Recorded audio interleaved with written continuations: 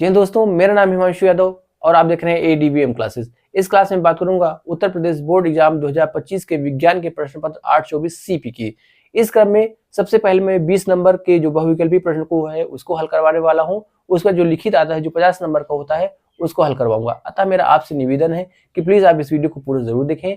इससे आपको जो आने वाला बोर्ड एग्जाम है जो कि 18 फरवरी से जो स्टार्ट होने वाला है उसमें आपको बहुत ज़्यादा हेल्प मिलेगी। अतः मेरा आपसे निवेदन है कि प्लीज़ आप इस वीडियो को पूरा जरूर देखें। अगर ये मेरा वीडियो आपको पसंद आए तो इसे लाइक और शेयर करना भी ना भूलें। चलिए क्लास को स्टार्ट करते हैं। क्वेश्चन नंबर फर्स्ट कहता है एक गोली दर्पण की फोकस दूरी 10 सेंटीमीटर हो तो इसकी वक्रता त्रिज्या क्या होगी। देखिए ये बहुत इंपॉर्टेंट संबंध है। वक्रता त्रिज्या r जो होता है वो फोकस दूरी के दोगुना होता है। किसका होता है? वक्रता त्रिज्या r जो होता है वो फोकस दूरी के दोगुना होता है। या कहो कि जो फोकस दूरी होती है वो क्या होती है? वक्रता त्रिज्या r की क्या होती है? आधा होती है। ये बहुत इंपॉर्टेंट संबंध है। तो इसमें क्या कह रहा है? यदि फोकस दूरी क्या हो 10 सेंटीमीटर हो तो इसकी वक्रता त्रिज्या क्या होगी। देखिए यहाँ पे r बराबर क्या है? यहाँ पे f क्या है? 10 है तो 2 गुणे 10 बराबर कितना हो जाएगा? 20 सेंटीमीटर। आराम से इसे आप क्या कर सकते हैं? बता सकते हैं। ठीक है, अब आप बात कर लेते हैं दर्पण के F, V और U में क्या है संबंध। F क्या है? दर्पण की फोकस दूरी है। V क्या है? प्रतिबिंब की ध्रुव से प्रतिबिंब के बीच की दूरी। और U क्या है? ध्रुव से वस्तु के बीच की दूरी को हम प्रदर्शित करते हैं। तो 1/f बराबर होता है 1/v प्लस 1/u होता है। ठीक है, ये क्या है? संबंध है। जहां पे अगर चिन्ह परिपाटी की बात करें तो अवतल दर्पण की जो फोकस दूरी होती है वो क्या होती है? वो निगेटिव होती है। इसमें होती है निगेटिव होती है, मतलब ऋणात्मक होती है। और उत्तल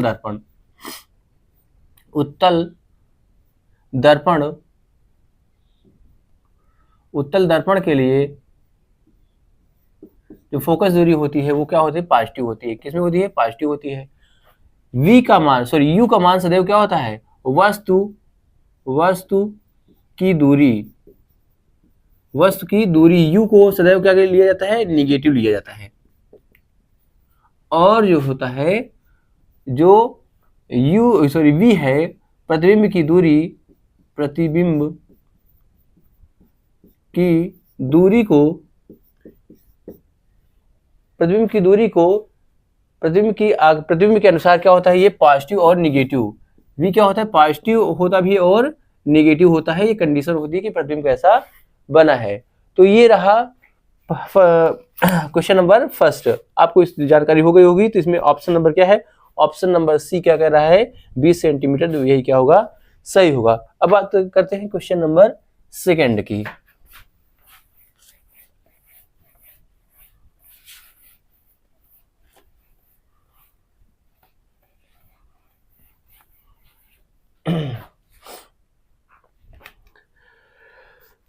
श्वेत प्रकाश में निम्न किस रंग का प्रिज्म द्वारा विचलन न्यूनतम होगा। तो देखिए अगर हम क्या करें, एक प्रिज्म लें, क्वेश्चन नंबर सेकेंड है ये। अगर हम क्या करें, एक प्रिज्म लें और उसमें क्या कर दें? एक श्वेत प्रकाश डाल दें। क्या करें? एक श्वेत प्रकाश जो है ये क्या है? ये श्वेत प्रकाश है। श्वेत प्रकाश, ठीक है, ये क्या है? ये एक श्वेत प्रकाश है।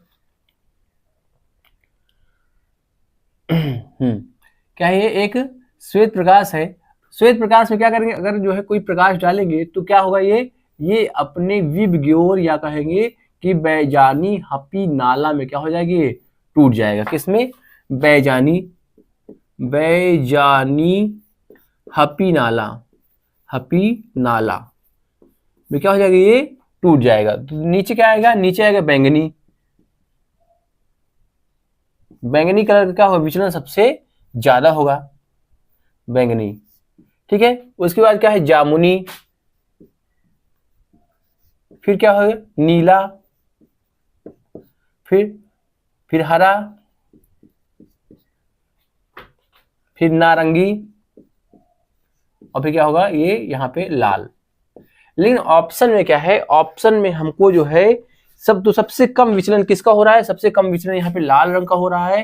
फिर उसके बाद जो होता है, जो सबसे ज्यादा विचलन किसका होता है, वो बैंगनी कलर का होता है, ठीक है। और नीले कलर का यहाँ पे आपको यहाँ पे ऑप्शन में यहाँ पे जो न्यूनतम विचलन है, यहाँ पे तो लाल रंग नहीं दिया है, यहाँ पे ऑप्शन नंबर क्या दिया है, यहाँ पे ऑप्शन नंबर दिया है ए, बी, सी और डी, ठीक है। इसकी बात किया है हरे रंग का सबसे न्यूनतम विचलन, ठीक है। इसमें जो है क्या क्या है दिया है, इसमें दिया है हरा, बैंगनी, जामुनी और पीला। हरा, बैंगनी, जामुनी और एक छूट गया है, बैजानी, हप्पी, हप्पी है यहाँ पे, पीला भी, अच्छा हप्पी नाला।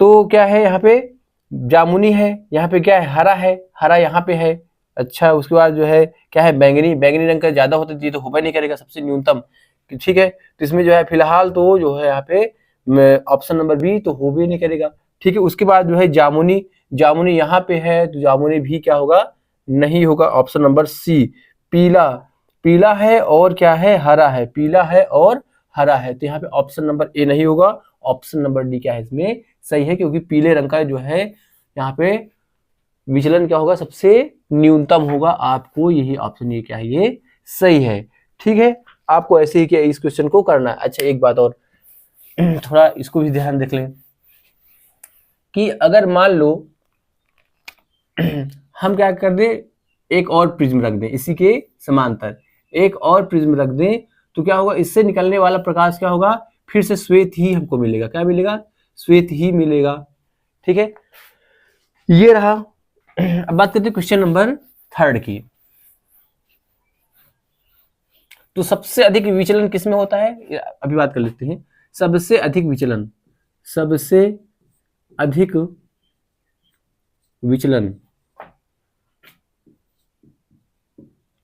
सबसे अधिक विचलन किसमें होता है, ये होता है बैंगनी में, ठीक है। सबसे कम, सबसे कम विचलन किसमें होता है, ये होता है लाल रंग में, ठीक है। उसके अलावा आकाश का, आकाश का नीला रंग किसके कारण होता है, प्रकीर्णन के कारण, प्रकीर्णन के कारण होता है, अच्छा। इसके अलावा ट्रेन में, ट्रेन में लाल सिग्नल, लाल सिग्नल का प्रयोग क्यों किया जाता है रुकने के लिए, क्योंकि ये जो होता है बहुत ही कम मुड़ता है, और जब कम मुड़ेगा तो हमको जो है बहुत दूर तक लाल सिग्नल क्या होगा, दिखाई देगा। लाल सिग्नल का प्रयोग क्यों किया जाता है, क्योंकि इसकी तरंग दैर्घ्य क्या होती है, सबसे ज्यादा होती है, और इसमें विचलन क्या होता है, सबसे कम होता है। तो विचलन क्या होता है, विचलन जो होता है, विचलन जो होता है सबसे से कम होता है, ठीक है। विचलन जब सबसे कम होगा तो हम इसको जहां भेजना चाहेंगे ये प्रकाश वहां तक जो है चला जाएगा। इसलिए जो है हम ट्रेन में या कहेंगे खतरे के सिग्नल के लिए हम लाल कलर का प्रयोग इसलिए करते हैं क्योंकि इसमें विचलन जो होता है वो सबसे कम होता है, ठीक है। अब बात करते हैं क्वेश्चन नंबर 3।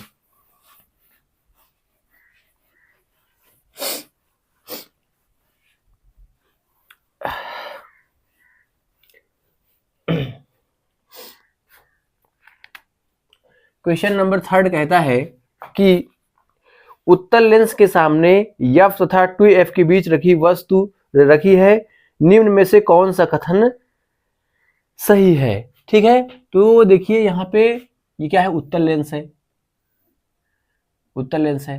अगर यहाँ पे क्या है, यहाँ पे हमारा f1 है, यहाँ पे क्या है 2f1 है, ठीक है। अगर इसके बीच क्या कर दी जाए, वस्तु को रख दी जाए तो प्रतिबिंब हमारा देखो जो है, बना दे रहा हूं आरेख को, ये यहाँ पे कहीं आकर के मिलेगा, ठीक है। यहाँ पे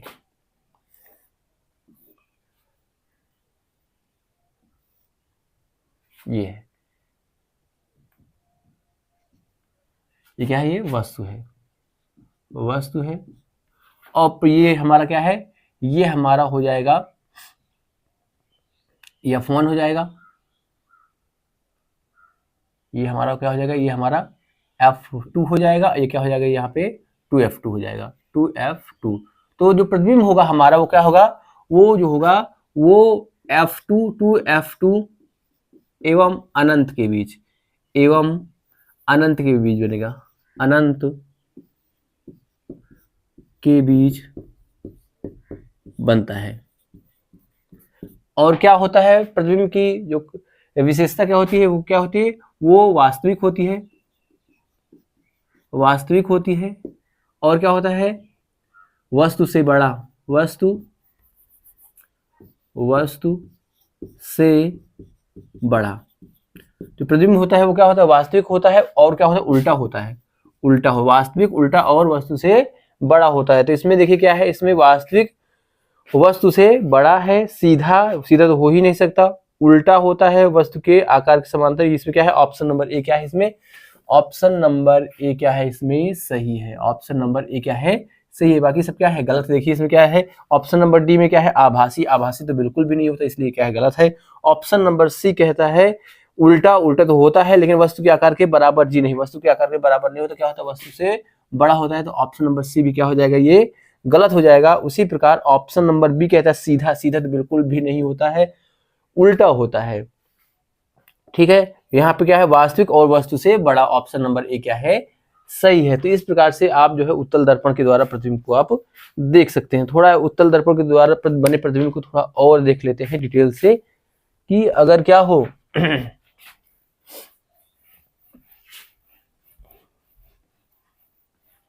मुझे इसी में बना देना चाहिए था, लेकिन चलो एक बार मैं समझा दे रहा हूं। यहाँ पे अगर क्या हो,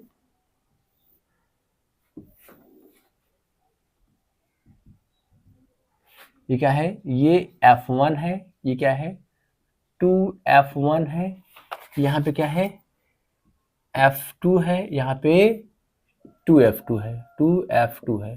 ठीक है, अगर अनंत से चलने वाले प्रकाश की किरण क्या होता है, क्या होता है, ये F2 पर क्या होता है, फोकस बनाता है। तो अनंत से जो है, अनंत पर रखी वस्तु का प्रतिबिंब कहाँ पर बनेगा, F2 बनेगा, वास्तविक बनेगा, उल्टा बनेगा, उल्टा यहाँ पे कह सकते हैं या कहेंगे बिंदुवत बनेगा। ठीक है, और अगर क्या कर दी जाए, अगर हमको वस्तु रख दी जाए यहाँ पे F2 और अनंत के बीच रख दिए जाए, तो प्रतिबिंब हमारा कहाँ पर बनेगा, प्रतिबिंब हमारा यहाँ पे बनेगा। ठीक है, प्रतिबिंब हमारा क्या होगा, यहाँ पे बनेगा, वास्तविक बनेगा, और वस्तु से छोटा बनेगा। इसके अलावा अगर हमको क्या कर दिया जाए, हम प्रतिबिंब को यहाँ, वस्तु को यहाँ पे रख दें, तो प्रतिबिंब हमारा कहाँ बनेगा, प्रतिबिंब हमारा यहाँ पे बनेगा और वस्तु के बराबर बनेगा। ठीक है, क्या बनेगा, अगर हम जो है F2 पे 2F1 पे रख दें, तो प्रतिबिंब हमारा कहाँ बनेगा, ये हमारा बनेगा 2F1 पे बनेगा, वास्तविक बनेगा, उल्टा बनेगा और वस्तु के बराबर बनेगा। और अगर यहाँ पे रख दें तो क्या होगा, प्रतिबिंब हमारा अनंत और 2F2 के बीच बनेगा, वास्तविक बनेगा और उल्टा बनेगा और वस्तु से बहुत बड़ा बनेगा। और अगर हम कहाँ रख दें, F1 के बीच रख दें, F1 के बीच रख, F1 पे रख दें, तो प्रतिबिंब हमारा कहाँ पर बनेगा, अनंत पे बनेगा, वास्तविक बनेगा, उल्टा बनेगा और वस्तु से बहुत बड़ा बनेगा। इस प्रकार आप जो है इसको समझ सकते हैं। अब बात करें क्वेश्चन नंबर 4 की बात करने वाले हैं।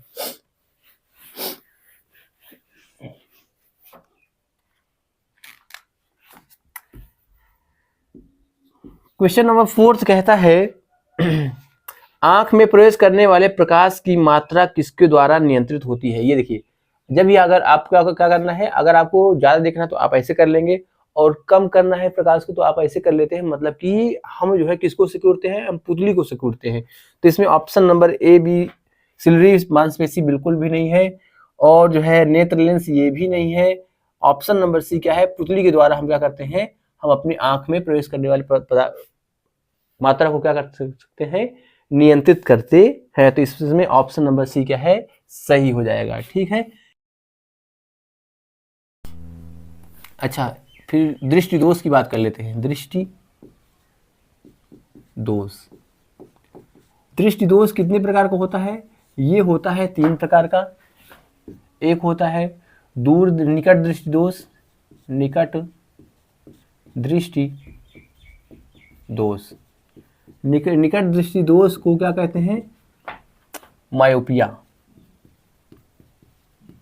मायोपिया कहते हैं। इस दोष में क्या होता है, निकट की वस्तुएं दिखती हैं परंतु दूर की वस्तुएं नहीं दिखती हैं। निकट दृष्टि दोष इसलिए कहते हैं कि क्योंकि जो प्रतिबिंब जो फोकस होता है रेटिना में, ये क्या है, रेटिना है, आंख में क्या है प्रवेश करने वाला, ये क्या है, ये लेंस से क्या करेगा, ये प्रवेश करेगा तो ये पहले ही क्या हो जाएगा, ये पहले ही रेटिना में पहले ही क्या हो जाता है, मुड़ जाता है, इसलिए इसको हम निकट दृष्टि दोष कहते हैं। मतलब कि इसमें जो है पहले ही क्या हो जाता है, फोकस बन जाता है।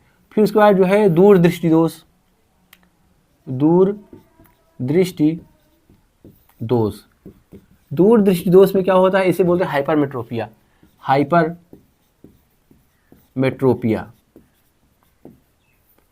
हाइपरमेट्रोपिया।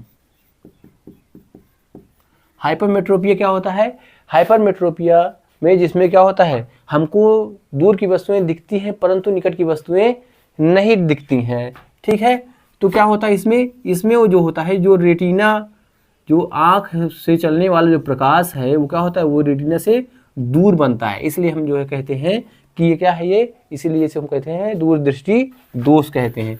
ठीक है, अगला दृष्टि दोष है जरा दृष्टि दोष, जरा दृष्टि दोष।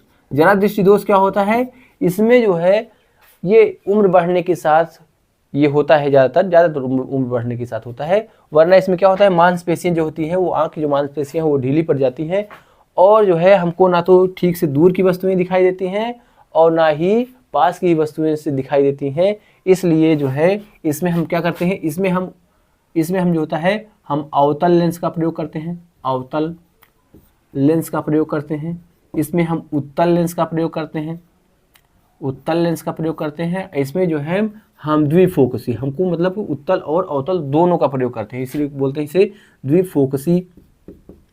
द्विफोकसी लेंस का प्रयोग करते हैं। ठीक है, इस प्रकार से जो है आप दृष्टि दोष में आप इसको ऐसे समझ सकते हैं। अब बात करते हैं क्वेश्चन नंबर 5 की बात करते हैं।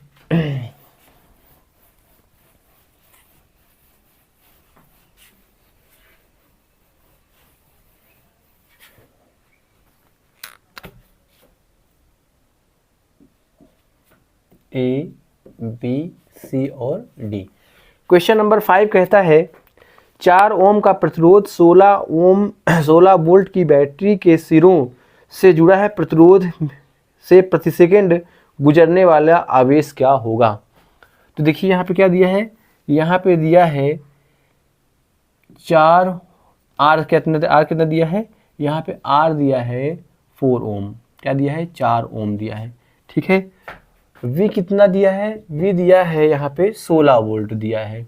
ठीक है, कितना दिया है 16 वोल्ट दिया है। क्या पूछा है, यहाँ पूछा Q का मान, Q का मान पूछा है और T कितना दिया है, T दिया है प्रति सेकंड मतलब 1 सेकंड। ठीक है, तो यहाँ पे क्या होता है, V बराबर क्या होता है I इंटू आर होता है, क्या होता है I इंटू आर। तो क्यों ना हम पहले I निकाल लें, तो I बराबर हो जाएगा V बाई आर। तो V कितना है, यहाँ पे V दिया है हमारे पास 16 दिया है, R कितना दिया है 4, 4 चौक 16। ठीक है, यहाँ पे 4 एम्पियर आया। ठीक है, तो अच्छा I बराबर क्या होता है Q बाई टी, क्या होता है Q बाई टी। तो Q कितना है, ये Q निकालना है तो क्या हो जाएगा, यहाँ पे I इंटू टी हो जाएगा, क्या हो जाएगा I इंटू टी हो जाएगा। तो I कितना है 4 दिया है, समय कितना दिया है 1 दिया है, तो कितना हो जाएगा 4 कूलाम, 4 कूलाम हो जाएगा। ठीक है, तो ये रहा क्वेश्चन नंबर। ऑप्शन नंबर इसमें कौन सा सही है, ऑप्शन नंबर इसमें सी सही है। तो आप क्या कर सकते हैं, सी में टिक लगा करके बाकी सबको गलत कर सकते हैं। थोड़ा से इसमें कुछ मात्रकों की बात कर लेते हैं, क्योंकि मात्रक इसमें बहुत ज़्यादा आता है। तो जैसे हम सबसे पहले बात करते हैं आवेश, आवेश का जो मात्रक होता है वो क्या होता है, कूलाम होता है। ठीक है, उसके बाद होता है धारा, धारा का जो मात्रक होता है वो एम्पियर होता है, एम्पियर होता है, या कूलाम, कूलाम प्रति सेकंड भी होता है। ठीक है, विभव, विभव का विभव या विभवांतर, इसका मात्रक क्या होता है, इसका मात्रक होता है वोल्ट होता है, वोल्ट होता है। ठीक है, शक्ति, प्रतिरोध, प्रतिरोध, प्रतिरोध का मात्रक क्या होता है, वो होता है ओम होता है, ठीक है। इसको शक्ति, शक्ति का जो मात्रक होता है वाट होता है। कार्य का मात्रक होता है जूल होता है, ठीक है। कार्य का मात्रक क्या होता है, जूल होता है। इसके अलावा और कुछ बचा है, मेरे ख्याल से और कुछ नहीं बचा है, ठीक है। तो ये रहा कुछ जो है आपके जो इलेक्ट्रिक वाले पार्ट में काम आने वाले कुछ मात्रकों को हम जो है पढ़ लिए हैं। अब बात करते हैं क्वेश्चन नंबर 6 की बात कर रहे हैं।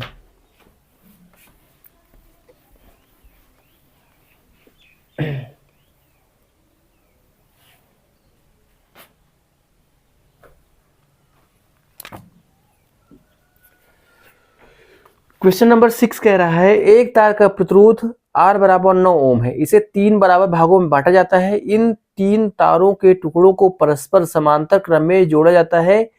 इस संयोजन, यदि संयोजन का तुल्य प्रतिरोध R डैश हो तो इसका अनुपात R/R डैश क्या है, पूछा है, ठीक है। देखिए इसमें क्या है, एक तार है, तार जो होता है उसका प्रतिरोध कितना है, वो 9 ओम है, ठीक है। तार की लंबाई को 3 बराबर भागों में बांट दिया जाता है, ठीक है। तो आपको पता है R समानुपाती कितना होता है, यल होता है।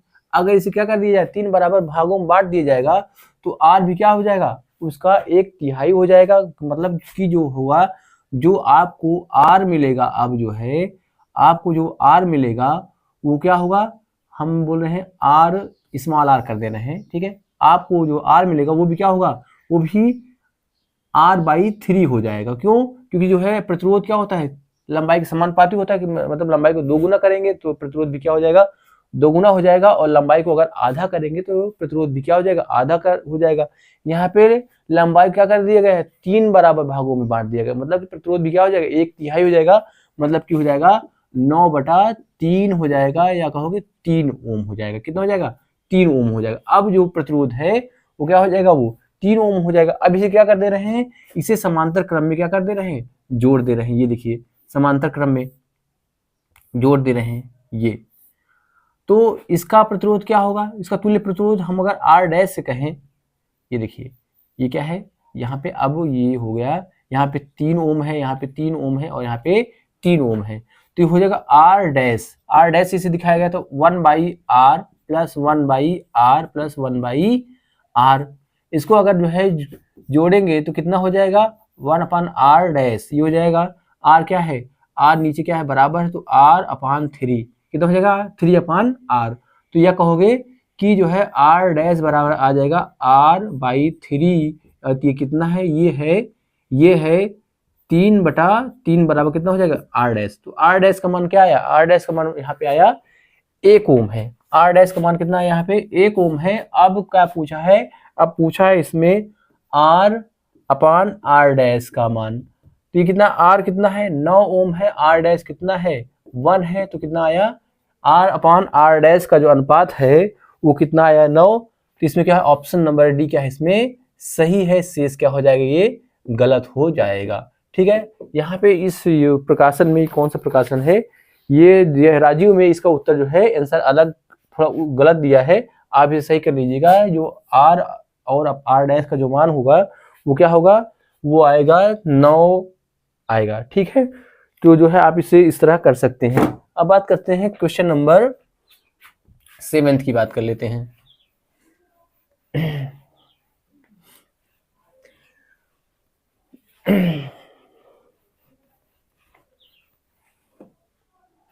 थोड़ा इसके बारे में और थोड़ा चर्चा कर लेते हैं।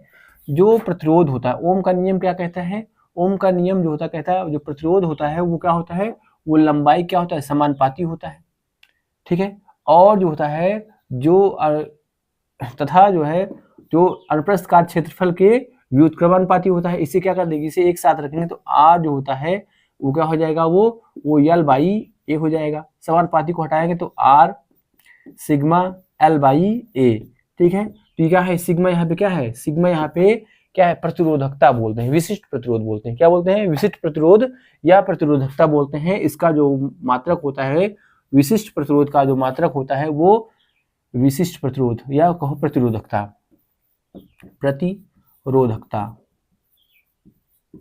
प्रतिरोधकता यहाँ पे मान निकाल सकते हैं आप। ये क्या हो जाएगा, ये हो जाएगा, ये हो जाएगा सिग्मा बराबर आर एल बाई ए, कितना जाएगा, sorry R A by L हो जाएगा। ठीक है, तो इसका मात्रक क्या हो जाएगा, देखो इसका मात्रक हो जाएगा ओम इंटू मीटर हो जाएगा। आप इस तरीके से इसको कर सकते हैं। बात करते हैं क्वेश्चन नंबर 7 की।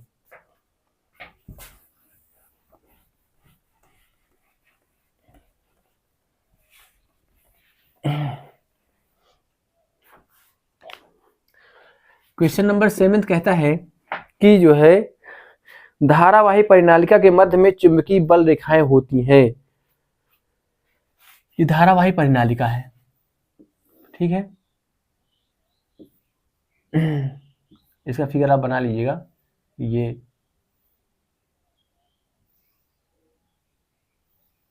ऐसे होता है।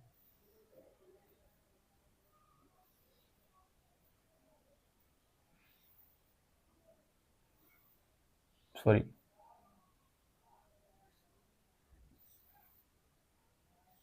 ये धारावाही क्या है, परिनालिका है। इसके भीतर जो चुंबकीय क्षेत्र होता है वो क्या होता है, वृत्ताकार होता है। जी नहीं, वृत्ताकार तो होता ही नहीं है, चुंबकीय क्षेत्र वृत्ताकार किसी भी कंडीशन में नहीं होता है। ठीक है, चुंबकीय बल रेखाएं अनियमित होती हैं, जी नहीं, अनियमित भी नहीं होती हैं। क्या होती हैं, परिनालिका के अक्ष के क्या होती हैं, समांतर होती हैं। अंदर जो होता है परिनालिका के अक्ष की क्या होती हैं, समांतर होती हैं। ठीक है, और जो बाहर होती हैं वो क्या हो जाती है, वो नगण्य होती हैं। ठीक है, चुंबकीय क्षेत्र जो होता है वो बाहर क्या हो जाता है, चुंबकीय बल रेखाएं क्या होती हैं, वो यहाँ पे नगण्य होती है। तो अंदर क्या होती है, वो जो इसके समांतर होती है। तो इसमें ऑप्शन नंबर सी क्या है, ऑप्शन नंबर सी सही है, बाकी क्या हो जाएगा, गलत हो जाएगा। ठीक है, तो इसमें ऑप्शन नंबर सी क्या है, सही है। तो इस प्रकार से ये फिजिक्स वाला जो पार्ट है वो खत्म होता है। अगर आपको ये मेरा वीडियो पसंद आया है तो प्लीज आप मेरे वीडियो को लाइक कीजिए और इसके साथ ही मेरे चैनल को सब्सक्राइब करना ना भूलें। आज के लिए इतना ही। जय हिंद, जय भारत।